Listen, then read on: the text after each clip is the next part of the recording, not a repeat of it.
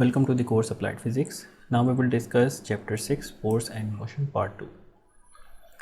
In this chapter we will cover the following topics: describe the frictional force between two objects, differentiate between static and kinetic friction, study the properties of friction, introduce the coefficients for static and kinetic friction, drag force, calculate the terminal speed of the object, revisit uniform circular motion and concept of centripetal force.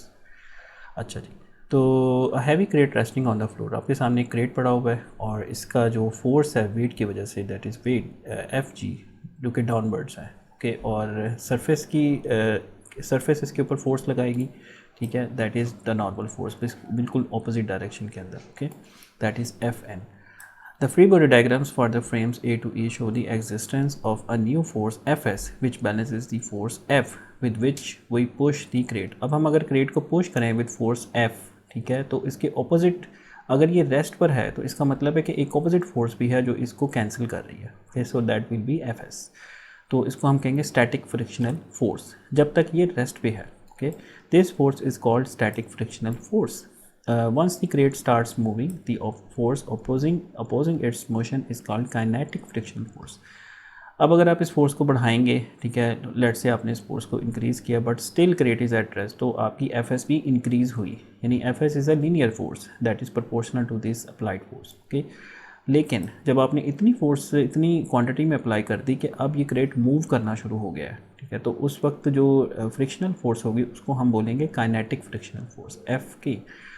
और F K जो होगी it will be less than F S, F K is less than F S, ठीक है. In the frame जी, ठीक है, frame जी. अब ये देखें, इसका प्लॉट अगर हम देखें, अगर हम प्लॉट करें तो आप देखें कि एफ एस इज़ लीनियर, तो ये लीनियरली वेरी कर रही up to a maximum point जहाँ से ये क्रेट आपका इट स्टार्ट्स मूविंग, तो उस वक्त एफ एस आपका कन्वर्ट हो जाता है एफ के अंदर, और F K is less than F S and F K is constant. So F K is approximately constant, okay. So that point, इसको ब्रेक वे पॉइंट भी आप कह सकते हैं, ओके, जिस पे हमारी जो एफ एस है वो मैक्सिमम है. अच्छा, static and kinetic frictional forces. When the object moves or attempts to move along the surface, there is also a component of the force that is parallel to the surface, the frictional force, जिसको हम frictional force कहते हैं, जो कि parallel to the surface act करती है. Even when two highly polished surfaces are in contact, they touch only at relatively a few points. At these contact points, the molecules of different bodies are close enough together to exert strong attractive intermolecular forces on one another. Okay, तो ये frictional की force का बायस बनते हैं ये contacts. अच्छा जी, properties of friction क्या होती है? The frictional force is acting between two dry unlubricating surfaces in contact, okay.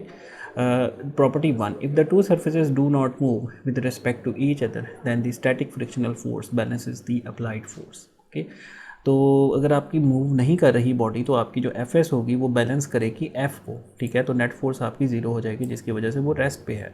The magnitude F S of the static frictional force is not constant but it varies from zero to maximum value, okay, up to the maximum limit. तो F S max is equal to mu S F N, this is the formula we use. Mu S इसमें coefficient of static friction है, F N is the normal force, ठीक है. The constant mu s is known as the coefficient of static friction. F exceeds Fs max, the crate starts moving, or once the crate starts moving, starts to move, the frictional force Fk is known as kinetic friction. Its magnitude is constant and it's given by the equation Fk is equal to mu k Fn, ठीक है. अब आपकी F S क्या होगी? F के में convert हो जाएगी जब वो मूव करना शुरू हो जाएगा, और एफ के आपको पता है less than F S max है. इसी तरीके से म्यू के will be less then mu S. Okay, mu k is the known as the coefficient of kinetic friction. We note that f k is less than fx max. Okay, अच्छा जी, अब इस equilibrium क्या state होती है आपको पता है इस बात का. an object is in equilibrium when it has zero acceleration, यानी उसका acceleration अगर ज़ीरो होगा तो हम उसके कहेंगे it is in the state of equilibrium.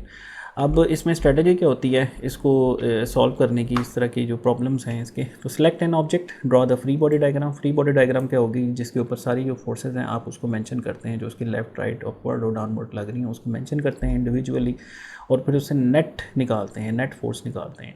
तो choose a set of x and y axis, resolve all forces into x component into its components, apply summation x f of x is equal to 0, summation f of y is equal to 0, solve the equations of the step 4 for the unknown quantities. तो external forces ये हम discuss कर चुके हैं, इससे पहले भी कौन कौन सी होती हैं, ग्रेविटेशनल फोर्स होती है, नॉर्मल फोर्स होती है, फ्रिक्शनल फोर्स होती है और टेंशन की फोर्स होती है, ये सारी हम देख चुके हैं. तो उस पर न्यूटन लॉ लगाएं, summation F is equal to M A, if F A is equal to 0 then it is in equilibrium and if A is not 0 then it is not in equilibrium. अच्छा, अब drag force का concept discuss करते हैं कि drag force and terminal speed क्या होती है कि when an object moves through a fluid, gas और liquid, it experiences N opposing force known as drag. यानी ऑपोजिट जो फोर्स लगेगी किसी भी फ्लूइड में, कोई ऑब्जेक्ट पास करता है तो उस पर ऑपोजिट फोर्स लगती है, ठीक है, उस गैस और या लिक्विड के मालिक्यूल्स की वजह से, जिसको हम ड्रैग फोर्स कहते हैं. उसका फार्मूला क्या होता है जी, 1/2 c rho a v square. c is a constant, a is effective cross sectional area of the moving object, rho is the density of the surrounding fluid and v is the object's speed. Okay, अब जैसे एक cat है, इसको ज़रा observe करें कि cat एक free falling है आपकी, इसको आप कह सकते हैं कैट एक फॉलिंग ऑब्जेक्ट है. तो शुरू में आपका d0 है, ठीक है, और उस वक्त कैट पे फोर्स कौन सी अमल कर रही है, उसका वेट fg डाउनवर्ड्स, और थोड़ी देर के बाद बी पॉइंट पे देखेंगे ड्रैग की फ़ोर्स इंक्रीज़ हो गई है और कुछ देर के बाद ड्रैग की फ़ोर्स इतनी हो गई है कि वो एफ जी के बराबर है. तो इस पॉइंट पे क्या होगा, दोनों फोर्सेस बैलेंस हो जाएंगी और इस पॉइंट पे जो स्पीड होगी उसको हम कहेंगे टर्मिनल स्पीड. तो consider an object a cat of mass m, in this case start moving in air, initially d is equal to 0, as the cat accelerates d increases and at a certain speed vt d is equal to mg. At this point the net force and thus the acceleration becomes 0 and the cat moves with a constant speed. अगर speed constant होगी तब भी acceleration 0 होगा, इसका derivative 0 होगा. तो इसको speed का एक ख़ास नाम है जिसको हम टर्मिनल स्पीड कहते हैं. इसका कैसे निकलेगा, d is equal to M G, 1/2 c rho a v square को एम जी के बराबर रखें और v निकाल दें. ये देखें, c is equal to d is equal to 1/2 c rho a v square, t square is equal to M G. तो यहाँ से आप vt की वैल्यू निकाल सकते हैं. That is your terminal speed. जी, अब हम डिस्कस करते हैं सर्कुलर मोशन को. Uniform circular motion. In chapter 4 we saw that an object that moves on a circular path of radius r with a constant speed has an acceleration a, जो कि a हमने drive भी किया था v square over r, जो कि towards the centre होता है. तो अगर एक्सेलरेशन है तो फोर्स भी होगी और वो फोर्स कौन सी होगी, आपकी centripetal force. If we apply Newton's law to analyse the uniform circular motion, we conclude that the net force in the direction that points towards c must have f is equal to mv square over r. This force is known as centripetal force. It is simply the net force that points from the rotating body to the rotation center, जो कि centre की तरफ होगी. Okay, अब ये जो centripetal force है हम आगे देखेंगे कि किसी भी तरह की भी हो सकती है. ये फ्रिक्शनल फोर्स भी हो सकती है, ये टेंशन की फोर्स भी हो सकती है, ये ग्रेविटेशनल फोर्स भी हो सकती है. सारी एग्जांपल्स आगे हम देखते हैं. यानी अपनी शक्ल बदलेगी लेकिन होगी वो सेंट्रीपिटल फोर्स. जब भी सर्कल में आपने मूव करना है तो जो सेंटर की तरफ फोर्स होगी वो सेंट्रीपिटल फोर्स होगी. Okay, depending on the situation, the centripetal force can be frictional force, normal force or gravity. We will try to clarify this point by analyzing the number of examples.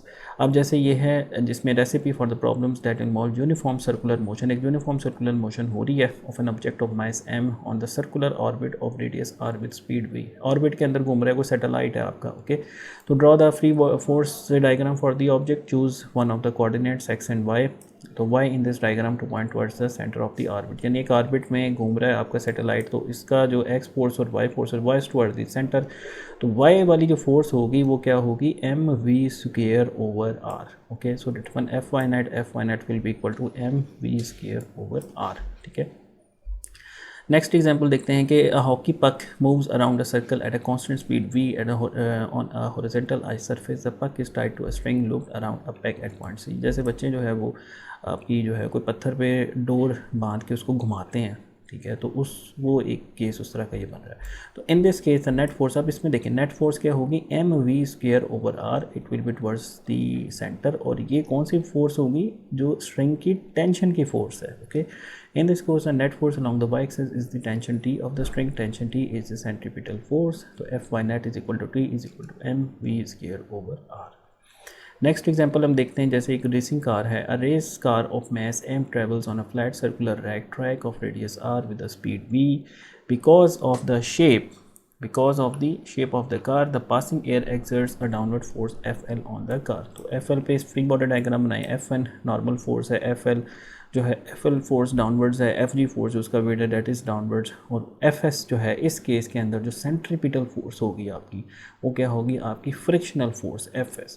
तो if we draw the free body diagram for the car we see that the net force along the x axis is the static frictional force FS. Okay, the frictional force FS जो होगी इस case के अंदर that will B mv square over r. Okay, finally हम एक और example देखते हैं. जैसे ये सर्कस के अंदर एक करतब है डियावोलो, ठीक है, लूपिंग द लूप.